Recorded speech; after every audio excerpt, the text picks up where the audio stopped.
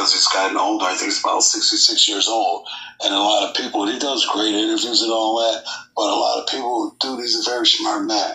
Very smart man. And I watch him when he talks to people. It's kind of like when you get in front of a politician or a clergyman or a distinguished gentleman, you kind of change your poise a little bit. Maybe you're not intimidated, but you're kind of like on your best behavior. And that's how Howard Stern is. He does it for the reaction. Do you know why Trump ran for president? Howard Stern told him that. He says, dude, you got a #1 book out. You know if you here it goes 2 years later, he runs for president. You know, I mean, even with him, you know why Putin, you know, he gave Putin over $25 million as a complimentary gift to put a golf course out there in fucking Russia, and they wouldn't let him do it. As soon as he became president, and all of a sudden, that's what that hoo-ha was all about with him and Putin.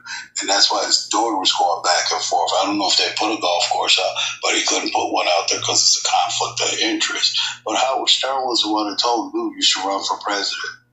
You know? And why would a guy that's supposed to be that distinguished and polished be on Howard Stern? You get what I'm saying? He was testing some of the waves. Just like you said, you do have your podcast there. What would you use to be like one of your major things to where you can probably like get your voice out there? Well, if it would be, you know, as this journalist who has a radio show, et cetera, down in Peoria, he won't do a Zoom call. So then he's like, come into the studio. Then he says, just meet me for coffee. I'm like, you know, if you can't at least get on a Zoom call with me or join me, you know, live, I mean, it's at this point, it's a waste of time. I've already done an in-person studio interview with NPR and WGL in Bloomington.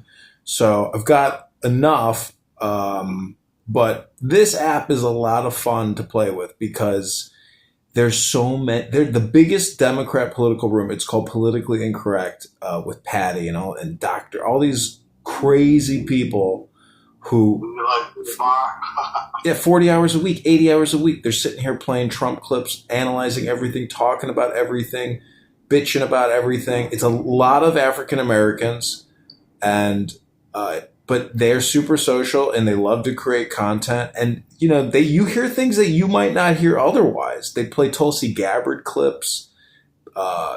They are really scorched earth Trump policy. And so this app is a great place for the campaign. We're the only congressperson on here, candidate congressman running on here, and everybody here knows it.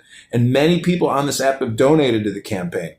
So if you join me in the mornings, we can tag team, and Roy